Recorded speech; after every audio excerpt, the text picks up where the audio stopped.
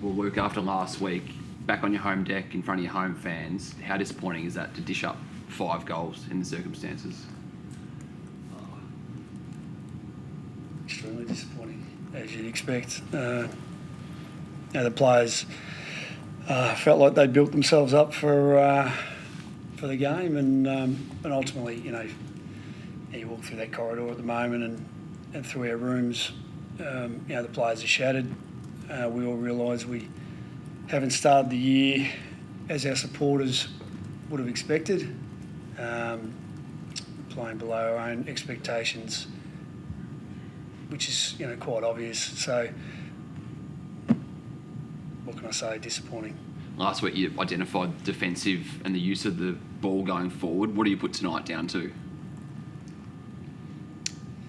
Yeah, well, they got some impetus out of centre bounce early, and that's really important for momentum. So when you come in with a single-mindedness to get out of the blocks and you straight away put yourself on the back foot, there was no fluidity in the way we used the ball, and I felt our backs held up for a large portion of that first half, until the dam wall broke in that third quarter. Unfortunately, we were relying on them to intercept a lot. So I think there's some challenges there, through the lines, and we just need to attack them and troubleshoot and problem solve and believe that we can turn it around quickly.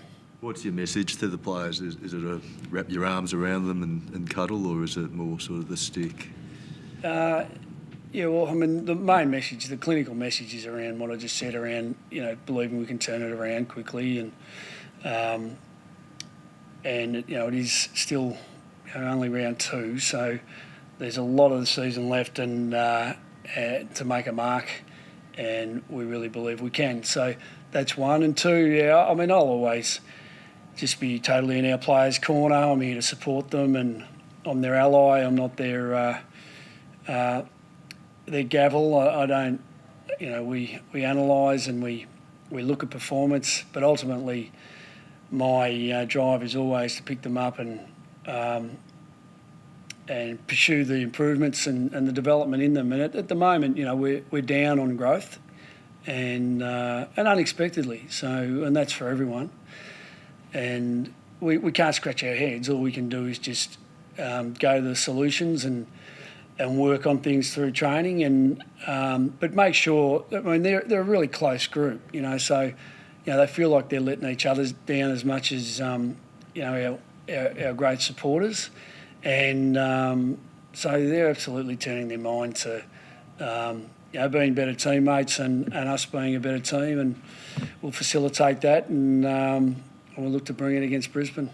So they'll turn their minds to being better teammates. Is that players going to their shell when things aren't working, as you can see in teams?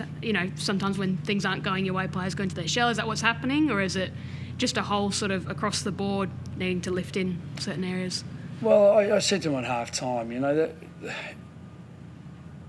when you can internalise and feel like the whole world's crumbling on you when you have a first quarter like that, but then to peg our way back and give ourselves a look at half time, it was a really good sign. And so you hang your hat on the positive, but beyond that, there's an element of probably not playing with the freedom and maybe clamming up a little bit. So we just got to work with the boys and find some clean air on it to help us play with, I suppose, the influence that we believe we can. But credit to St Kilda. They, as much as we believe we can definitely deliver a better performance than what you all saw tonight, the Saints' pressure game and their intensity levels never really wavered, and they've had a really good start to the year. So, we aspirationally, as I've said over the last short period, you come in with the belief that you can be there. So we don't waver from that, but we obviously know that the first 2 weeks doesn't cut it, and so we need to, as I said, make sure we implement and find that growth really quickly. 1 goal in the second half. Is fitness an issue? Well, I think you'd have to say that the first 2 rounds we've been outworked. We've had a really solid pre-season. We've had some surprises sort of coming into the year with 1 or 2 boys. We've got 11 on the injury list at the moment, but that's not an excuse. It's just the way it is. You need a deep squad. But there's no doubt that when we compare our output as far as the ground cover and the intensity of it and the speed of it, we haven't been up to the level that the first 2 teams we've played have. Now, that's a combination of things. It's definitely not because we haven't worked hard enough.